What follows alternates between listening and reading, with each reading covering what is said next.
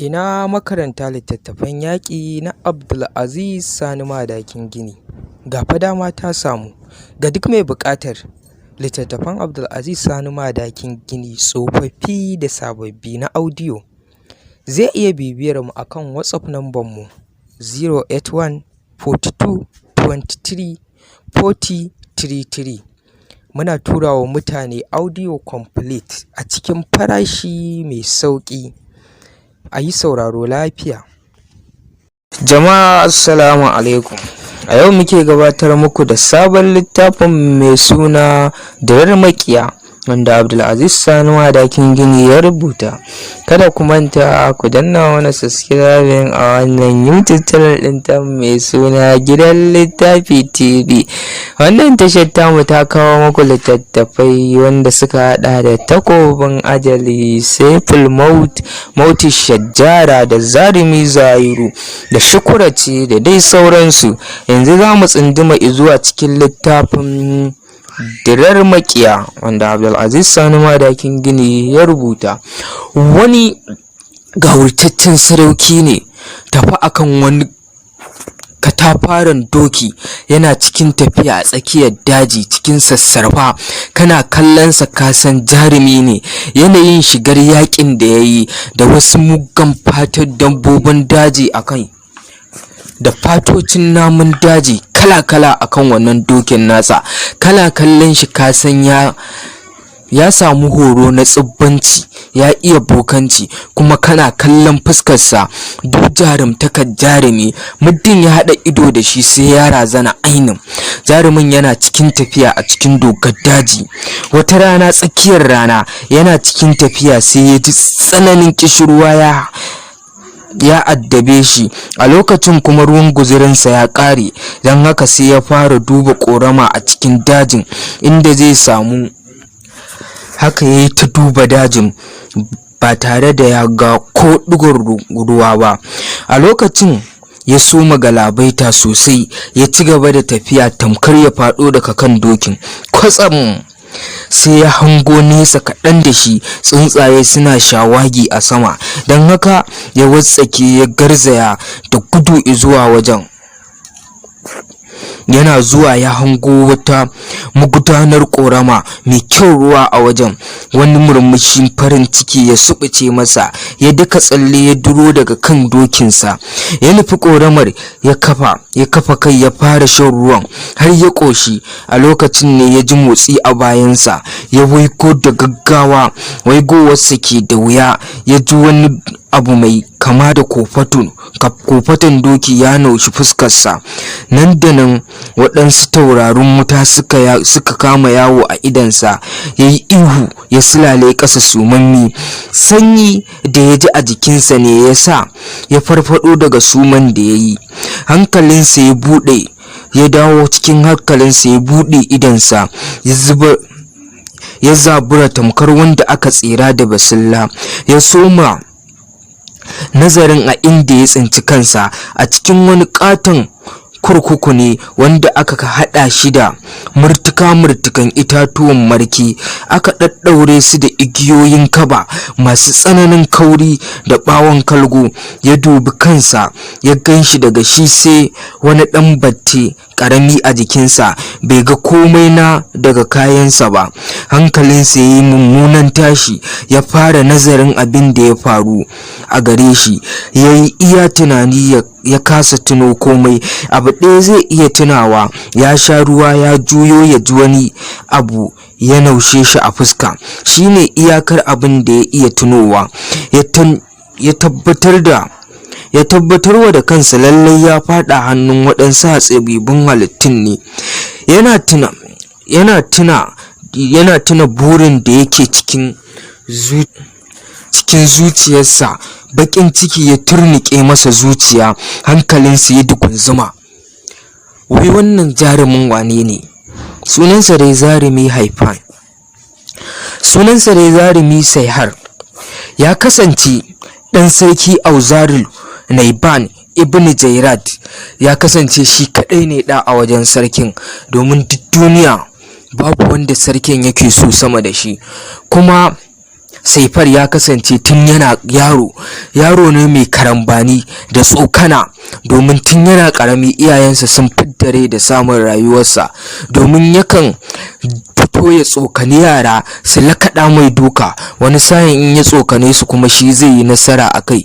Ya faɗa rijiya sama da so 13, ba a san so nawa yana hawa tsaunuka ya faɗo ya karye ba, wanda sai ya ɗau tsawon kwanaki yana jiya sannan zai warke, amma gobe haka zai koma ya ci gaba da wannan abun. Babban abin da yaron ya taso ne ya zama jarumi, kuma ya samu horo a fannin bokanci, domin duk nahiyarsu ba wanda ya kai sa tsabibancin bokanci. A cikin halarar tsafinsa ne yana tsaka da bincike, ya yi binciken wata kyakkyawar budurwa mai suna Gimbiya Yazila, wadda ta kasance ma'abociyar ƙira da kyawun fuska da dokan hanci. Bakinta matsakaici ne, ga ta da matsakaicin ido farare kal, da ka ganta kai ka ce ita ta ƙirƙiri kanta. Ba abin da za a ce sai dai kawai a gode wa ubangijin da ya halicce ta, domin tsayawa a zayyano siffarta da kyawunta ɓata lokaci ne, domin mai karatu ba zai taɓa iya zuwa ƙarshen zayyano kyawunta ba. Ita dai Gimbiya Yazila ta kasance 'yar sarki Beirut mai mulkin daulatul Hiyar, wanda a ƙarƙashin mulkinsa akwai wani boka wanda duk duniya a zamanin shine bokan da ya fi kowanne bokanci. Ana kiransa da suna Naiwaru ibni Hadwaz. Ya kasance ma'abocin tsafi, wanda sarki Hasbaru ya kasance kafaɗin nahiyarsa shi yake mulki, wanda muddin in yana so a yaƙi wata ƙasar baya zuwa da fadadan sadaukai, kawai zuwa yake ya saunar da boka Naibaru. Shi kuma boka Naibaru zai tura da tsafinsa, take sarkin zai tattaro jama'arsa da dukiyarsa da komai nasa ya zo ya yi mubaya'a ga sarki Hasbaru. In kuwa sarki Hasbaru so yake a hallaka ƙasar, take zai gaya wa boka Naibaru, shi kuwa Naibaru zai tura musu da wata annobar wadda da zaje za ta inga hallaka su, hatta kiyashin garin ba zai tsira da rayuwarsa ba. In kuwa sarki Hasbaru so yake a rushe gidajensu, take boka Naibaru zai tura da tsafin da zai je ya rugurguje gidajen nasu, take wajen zai zama kufi, sai dai ka ga fili birjik. Sarki ne Hasbaru ya ɗora wani buri akan Gimbiya Yazila, wanda ya sanarwa da boka Naibaru ya ce, ba ni da wani buri a duniya ba sai ubangijin da muke bautawa ya bani ɗa namiji, wanda idan ya girma zan haɗa aurensa da na Gimbiya Yazila, domin ba na so na haɗa zuri'a da wata zuri'a. Ai kuwa Naibaru ya ce, ƙwarai ku ya shugabana, ka yi babbar dabara. Akan haka ne sarki Naibaru ya yanke hukunci, ya sa wani babban sadaki akan duk wanda ya zo neman yarsa Yazila. Sadakin da ya sa kuwa shine dole ne wanda yake neman aurenta ya zai nemo mai zoben Annabi Suleiman, domin da zoben ne kadai zaka biya sadakinta, wanda a iya binciken halarar tsafi an yi bincike ba a taba samun labarin wanda ya taba jin labarin inda zoben yake ba, balle ma a san inda yake. Akan wannan dalili ne wasu baraden sadaukai su 6 suka zo suka sanarwa da sarki suna neman auren Yazila, kuma ko ina za su tafi a cikin doron duniya domin su nemo inda zoben yake, ko da dalilin hakan za su rasa ransu. Ai kuwa bayan tafiyarsu sa'o'i suna wucewa, sa'a tana bin kwanaki yana bin makonni suna bin watanni suna bin shekaru, har tsawon shekara 2 wa'annan baraden sadaukan ba su dawo ba. Sai sarki Hasbaru ya zo ya sanar da sarki Naibaru, ya ce, ya kai turka birni na, ina so ka duba min cewa wa'annan baraden sadaukan da suka zo neman auren Gimbiya Yazila, ina son ka duba min naga a wata matsaya suke. Ai kuwa boka Naibaru ya ce, an gama ya shugabana. Nan da nan ya shiga ya tsama a cikin halarar duba a kundin tsafinsa. Aiko yana dubawa ya bushe da wata mahaukaciyar dariya ya ce, ya shugabana, tun lokacin da waɗannan biraden suka tafi akan hanyar su ta tafiya suka salwantar da rayuwarsu. Aiko take sarki Hasbaru ya bushe da wata mahaukaciyar dariya inda ya ce, ai ina sane na sa wannan sadaki, na san babu wani mahaluki da zai iya biya. Aikuwa bayan jarumi Saifar ya gama duba wannan babban kullun da yake kan Gimbiya Yazila, ya gama bincike, ya shiga halarar tsafin sa ya dubo wace irin mafita zai bi domin ya samu nasarar samu zoben Annabi Suleiman da zai fansar da shi a sadakin Gimbiya Yazila.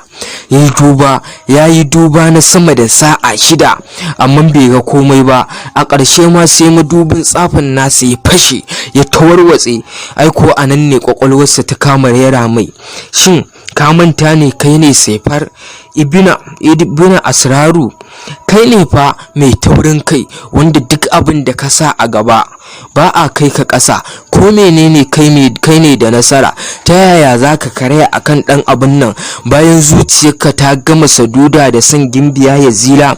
Tabbas muddin baka samu nasara akan Gimbiya Yazila ba, rayuwarka ba ta da amfani, wanda ka rasa rayuwarka.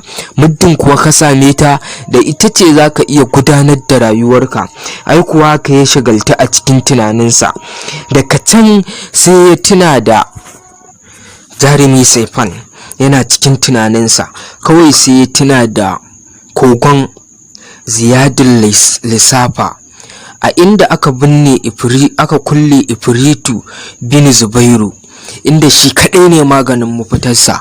Shi dai Ifritu bin Zubairu ya kasance gabjeje gato kuma masani a fannin bokanci, gashi jarumi ne. Kai babu abin da mutum zai je mai da shi ba ce ya sallake shi tunaninsa. Allah ya bashi komai da basira da balaga ta sanin dalasamai na tsafi. Saboda haka Yazidi yana tunawa da wannan abu. Saifar yana tunawa da kogon Ziyadul Lissafa, kawai sai ya fada da cikin murmushi. Ai kuwa a cikin daren nan ya shiga kikin tsakayensa, ya shiga ta burgu da sassafe ya fice daga birninsa. To yana cikin tafiyan nan ne wannan abin ya tare shi, aka sa shi a cikin kurkukun nan. Jarumi Saifan yana cikin wannan tunanin nasa, ya ji ya katse yayin da ya ji wata iriyar dariya mai kama da kukan ɗan maraƙin saniya ya cika masa kunne. Dole sai da ya sa hannunsa ya toshe kunnuwan nasa, ya dubi mai dariyar. Waɗansu murtukan halittu ya gani a gabansa, waɗanda ko bai taɓa ganin halittar ɗan adam mai tsananin tsayi, girma da munin kamar su ba. Adadinsu ya kai 20, kuma duk a tuɓe suke, ga manyan cinkunansu kamar tulun giya, fuskokinsu cike da gashi, babu alamar imani a tattare da su. Kallo ɗaya yi musu ya tabbatar da cewa lallai sun kasance ma'abota ƙarfi, domin dantsen ɗaya daga cikinsu ya kai cinyar ƙaramar sa, wanda ya fi kowanne girma daga cikin halittar, wanda wani shirgegen kansa ke ɗaure da wani kambo na saiwar bishiya. Ya dube shi da jajayen idanunsa masu siffar abin tsoro, ya ce da shi, kai ƙaramin halitta, ka daina tuna komai a ranka, domin kana ɓatawa tunaninka lokaci ne. Kai da ci gaba da rayuwa har abada, rayuwarka ta zo ƙarshe. Duk wani buri da kake tattare da shi ya gushe. Ka faɗa hannun da ba za ka taɓa kuɓutawa, ka faɗo hannun hatsabibi da ko a tarihi ba a taɓa jin sa ba. Ina yi maka albishir da cewa kana ɗaya daga cikin waɗanda za mu shayar da jininsu ga abin bautar mu gobe. Don haka kada ka ma yi wani yunƙurin zuwa ka kubutar da kanka, domin har abada ba za ka taɓa samun nasara ba. A yanzu za mu tafi farautar waɗansu bil'adaman irinka kimanin guda 9 har kai ku cika 10. Saboda haka ga nau'in abincinmu, ka taimaki kanka ka ci, kada ka mutu ka yi mana asarar jininka. Yana gama faɗar hakan ya bushe da dariya cikin tsananin fusata, sai har ya daka masa tsawa. Kai rafkananne gafalalle, ƙaryarka ta sha ƙarya, kai baka isa yin komai a gare ni ba. Na fi ƙarfinka, kuma na fi ƙarfin duk abin da kake takama da shi. Jinina ya fi ƙarfin shan wani banza abin bautarka. Kafin ya rufe bakinsa, tuni shugaban halittun ya nuna shi da ɗan yatsa. Nan take wani ƙarƙarfan haske ya fito da gudu tankar fitar kibiya daga cikin baka, ya je da kirjinsa har sai yadda ya ɗaga shi sama a cikin akurkin, ya yi hajijiya ya maka shi da jikin itatuwar. Take faɗo a sume, jini na zuba ta hanci ta baki, ko motsawa bai yi ba. Shugaban halittar ya sake bushewa da dariya. Wane ne kai yaro? Ba a yi wata halitta da za ta kawo wargi a gare mu ba. Yana gama faɗin hakan ya tura wani rubabben ɗanyen nama da ke ta faman wari. Kudaje na binsa a kan ganyen tumfafiya, tare da wani bakin ruwa mai ɗoyi a cikin wani kofi na itacen murki zuwa cikin kejin. Ya juya yayi gaba, yaransa suka bi shi a baya. Ko da Waziri Karmahan ya zo nan a labarinsa sai ya shiru. Sarki Barzufa ya dube shi.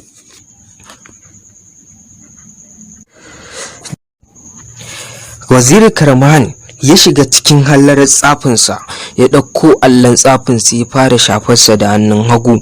Take kuwa sai ga fatar sarki Kailubul Hasar ta bayyana, inda sarki Kailubul Hasar yake tsaye yana gabatar da addinin musulunci.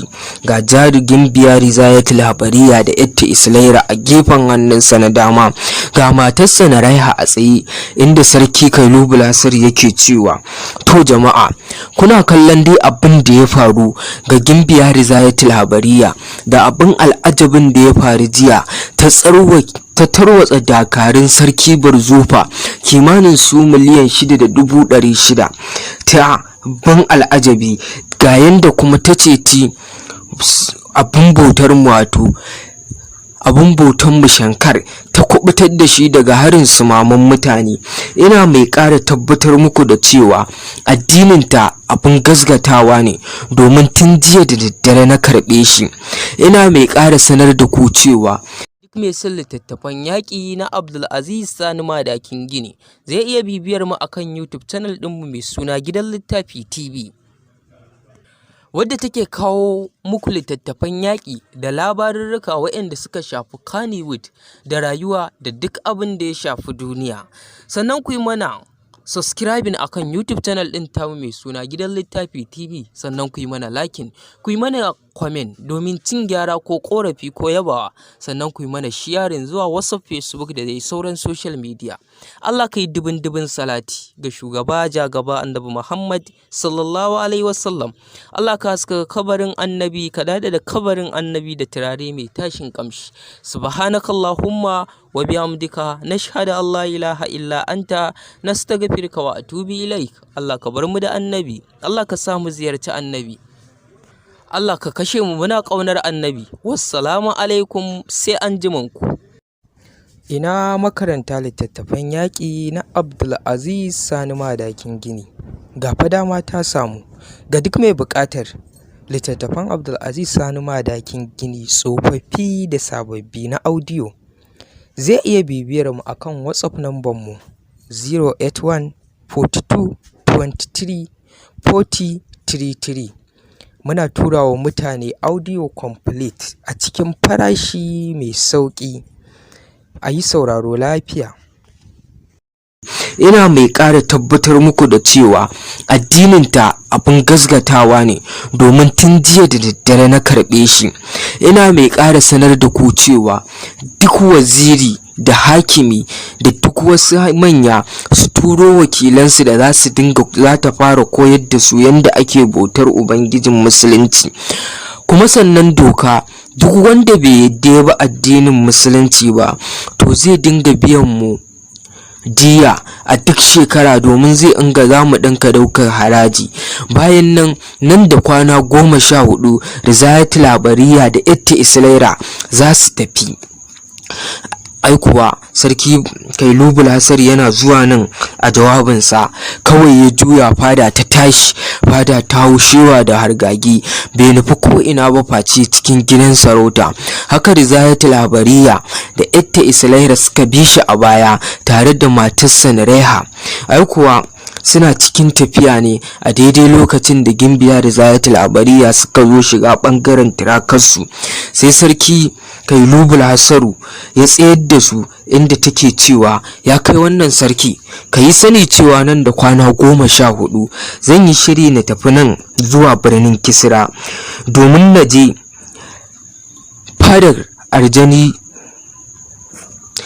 fadar sarkin aljanu Auzaru na cedo ɗansa Mahzur, wanda har gobe yake azabtar da shi akan ya shiga musulunci.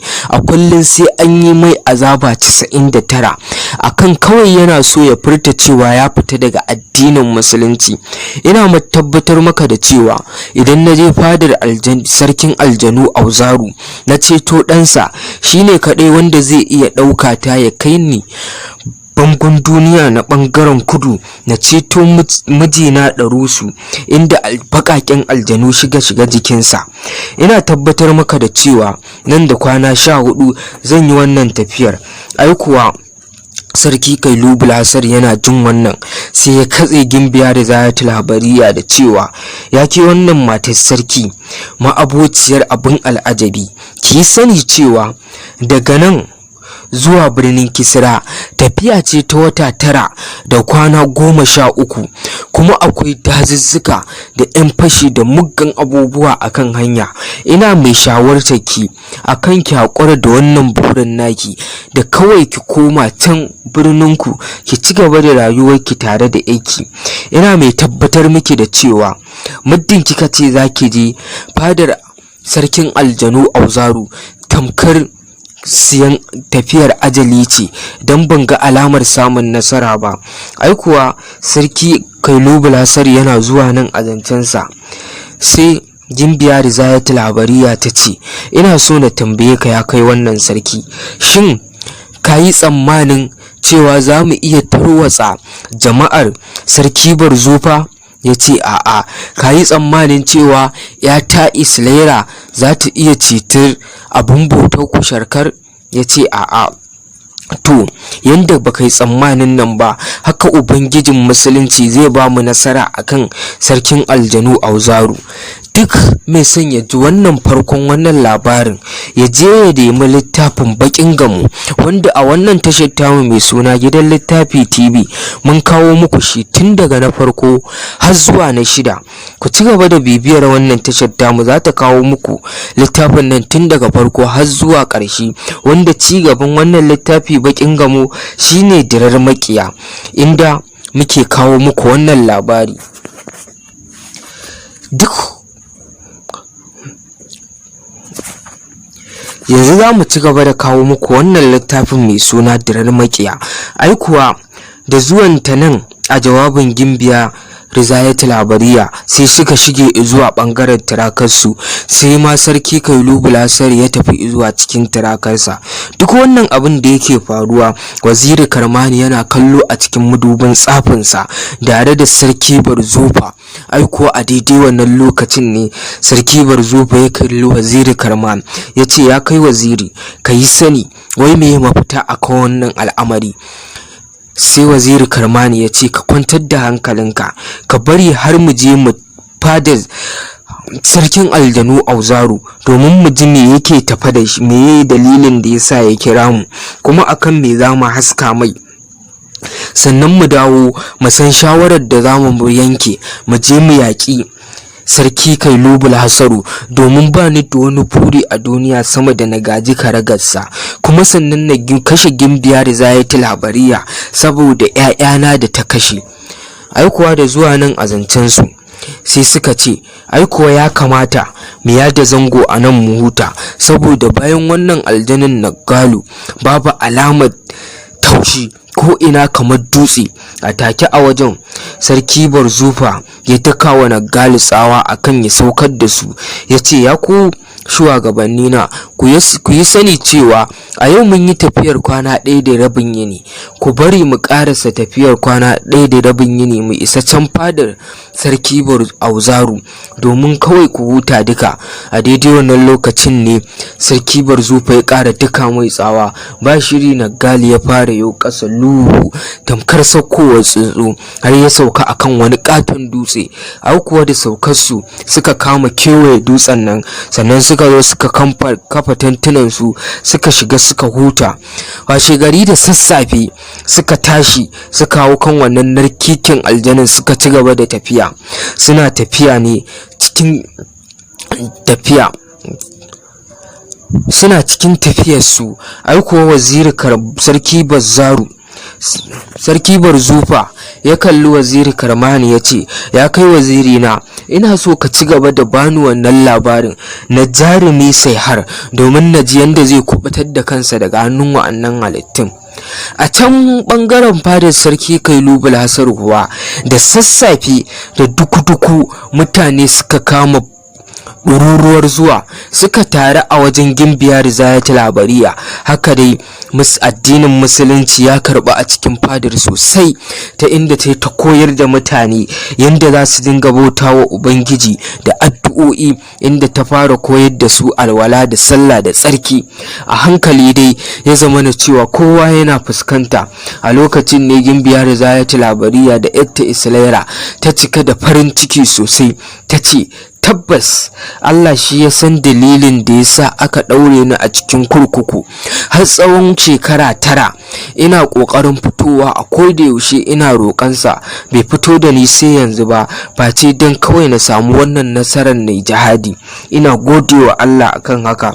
Haka dai abubuwa a fadan nan suka yi ta sauyawa, sai sarki Kailubul Hasaru mutanen gari suka kama jinjina mai, domin yanzu duk izzarsa da muguntarsa da mulkin kama karya da ake yi duk ya daina yi, domin kowa a yanzu talaka da mai mulki da mai sarauta duk sun dawo abu daya a cikin tushe daya, kowa zai iya yin abin da ya niyya. Ai kuwa haka gari dai daɗi, kowa yana cikin annushuwa da godewar Rizayatul Habariya da Etta Islaira. A kwana a tashi kwanaki suna shuɗewa har kwana 14 ta cika. A daidai lokacin da Gimbiya Rizayatul Habariya ta shirya za ta tafi zuwa can birnin Kisra, a lokacin ne duka ayarin mutanen gari kowanne da irin gudunmuwar da zai bata, amma saboda abin da ta gani na guzuri, muddin ta daka ta mutane abubuwan da suka kawo ma ba za ta iya ɗaukar su ba, duk sai ta bar su a cikin fadar Kailubul Hasaru. ta ce idan da rabo Allah ya sa na ƙara biyowa ta nan ƙasar a lokacin da na ceci rayuwar mijina, na ɗauki wannan guzurin, amma yanzu ku riƙe shi a hannunku. Gashi nan na bar shi a hannun sarkinku. Take sarki ya ba da umarni aka kawo wasu dawakai kwaya 2, in garman dawakai majiya ƙarfi, inda suka shiga suka fafata suka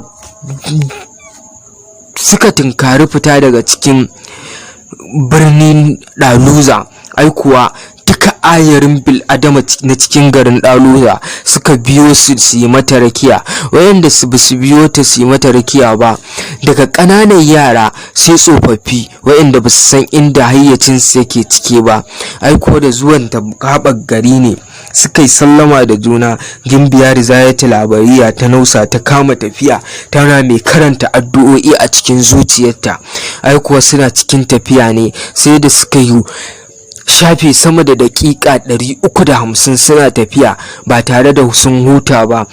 Ai kuwa a lokacin ne Etta Islaira ta ce, yake ummana, ina so na zauna domin ina jin bayan gari. Ai kuwa a daidai wannan lokacin Gimbiya Rizayatu Labariya ta dakata, yadda ta je ta gudanar da uzurinta, sannan suka dawo suka dan huta, suka tashi suka ci gaba da tafiya, sai da suka yi sama da tafiya ta kwana 4 ba tare da sun huta ba. Kuma sannan tana yin addu'a, hanya tana gajarcewa, tafiyar tasu tana gajiya. A cikin wannan kwana 4 sun yi tafiya ta sama da ta wata 5 ne.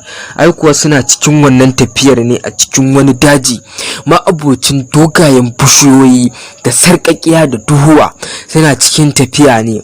Ai kuwa yadda Islaira ta ce, yake ummina, ya kamata mu yada zango tun sanda muka yi sallar isha fa, muka yi sallar magariba da isha muka haɗe su, ba mu yada zango ba, gashi har rana ta fara hudowa.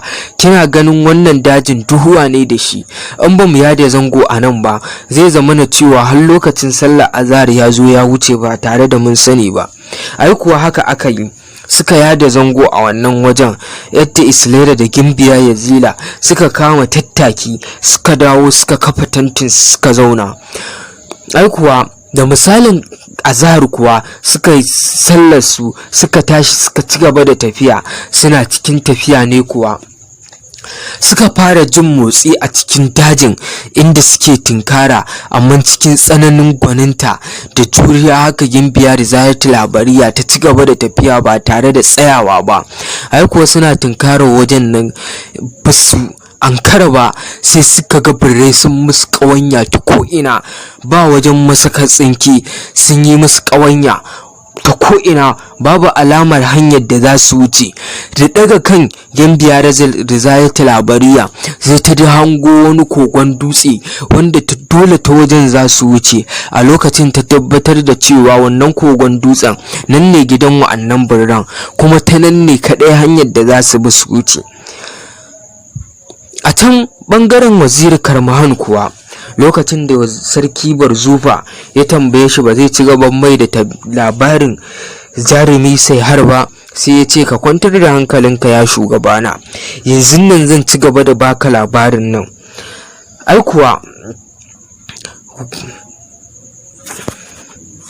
ya shugabana, idan ba za ka manta ba, na tsayan ma a inda Saihar yake a sume. Ai kuwa Saihar sai da ya dau lokaci mai tsawo bai farfado daga suman nan nasa ba, har sai da rana ta fara yin zafi, sannan zafin rana ne ya tashe shi daga suman. Ai kuwa da bude idanunsa ya ji duka akurkun ya dumame da wani irin doyi, ga kuma kudaje sai safa da marwa suke. Da waigowarsa sai ya ga wani ganye na tumfafiya dauke da wani danyen nama wanda yake ta doyi, kudaje suna tabi, sai ga wata battar ruwa wadda take dauke da wani bakin ruwa mai doyi. Ai ko bai san lokacin da ya hambare wannan ganyen ba, namun ya fado. Wanzawar hakan ke da wuya, sai ya ga iya na wa'annan halittun sun zaburu da azababban gudu, sun sawa wannan naman wawa. Abin yayi matukar bashi mamaki, inda ya tabbatar da cewa tabbas wannan garin suna cikin mayintar kwaɗayin nama. Yanzu idan aka fitar da shi, wani irin yunkuri za su yi na kashe shi ko hallaka shi ko na yagan namansa. Ai kuwa haka ya zira wannan battar ruwan, sai ga wani yaro daga cikin su wata sufa ya ɗauke wannan ruwan. Ai kuwa haka yan uwansa suka kama turmushe shi, ya zama na cewa ba wanda ya sha, har ruwan ya zube a ƙasa. Haka dai Jarumi Saihar ya ci gaba da zama a cikin wannan akurkin har rana ta zo faduwa, sai ga wa'annan halittun sun tunkaro cikin wannan akurkin nasa rike da bil'adama kwaya 9 kamar yadda suka lazamta mai. Ai kuwa da zuwa aka tunkuɗe ƙeyarsu ciki ba tare da kowa ya ce wani abu ba. Haka suka zauna cikin zugum-zugum. Dare ya raba, ba wanda ya iya ko da rintsawa. A lokacin ne Saihar ya yi musu magana ya ce, ya ku wa'innan yan uwana bil'adama, ku yi sani cewa a gobe ne wa'innan halittun za su yi bikin da za su shayar da jininmu ga abin bautarsu. Shin menene mu fita a gare mu na hanyar da za mu gudu, ko kuwa za mu sadu da ne mu haƙura har su yi abin da za su yi su hallaka mu? Ai kuwa haka wani daga cikinsu ya buɗi baki ya ce, ni dai na gama siddiƙarwa domin ban ga ta yadda zan iya fidda raina daga cikin wannan masifar da na shiga ba. Iyaka abin da zan iya cewa na haƙura da dukkan wani burina. A daidai wannan lokacin ne sai har aka ƙara tuna mai da Gimbiya Yazila, ya kurmo wani wawan ihu, ya ci gaba da wani irin sambatu. Haka dai suka zauna jigum ba mai cewa ƙala. Washe gari da tuku-tuku tun kafin shugaban wannan dakarun ya fito, wa'annan halittun sun yi wa wannan akurkin nasu ƙawanya ta ko'ina su kake gani, babu masaka tsinki. Ai kuwa haka suka zauna suna ta jiran fitowar shugabansu. Ai kuwa da fitowarsa ya zo sai ga hanya ta dare, yana zuwa cikin akurkin nan aka fito da su aka kama jinsu a ƙasa. Ai kuwa a daidai wannan lokacin ne jarumi Saihar ya ɗauko kansa ya ga yadda wa'annan halittun sai wani irin dalalin yau suke, wa'yansu suna kawo yunƙuri da numban su cafke su, amma da yake akwai wasu dakaru a cikin 20 ɗin nan suna kare su. Haka aka ci gaba da fiya da su, ba a kai su ko ina ba ce wajen wani kogon dutse, inda dutsen ya sha wani irin sarƙaƙiya da itatuwa. Aka tirfafa su zuwa wannan dutsen, aka jera su a wani waje a layi. Da zuwansu wannan wajen sai wannan babban cikin halittun nan ya tura kansa zuwa cikin wannan abun bautar tasu, sai da ya kwashe sama daƙiƙa 150 sannan ya fito. Sai yana fitowa sai gaba ɗaya ragowar suka yi sujjada a gare shi. Ya ɗago kai ya ce, ya ku 'yan uwana, ku yi sani cewa abun bautanmu ya yi marhaban dalale da zuwan wa'annan bil'adaman ƙwaya 10, kuma sannan cewa yana mai sanar da mu cewa a gaggauta shayar da shi jininsu. Sannan daga cikinmu kowane jinsi mu 10 nan kowanne zai ɗau bil'adama ɗaya domin ya je kalaci da shi. Bayan wani watan kuma za a ƙara binciko wasu bil'adama domin a shayar da shi jinin nan. Ta haka ne ƙasar mu za ta ci gaba da gudana, za mu ci gaba da zama cikin farin ciki da kwanciyar hankali. Ai ko a daidai lokacin da wannan ƙatin ya zo nan a zancensa, ai kuwa sai ga wasu manya-manyan halittu waɗanda ba su kai shi girma ba suka so suka ja ɗaya daga ciki. Ai kuwa suna jan shi, aka je aka ɗora shi akan wani dutse aka kwantar da shi. Faruwar hakan ke da wuya, kawai sai aka ga an ɗauko wani zintime man dutse an narka mai shi a kirji. Take kirjin nashi ya fashe, jini ya kama shi tata ta bayansa.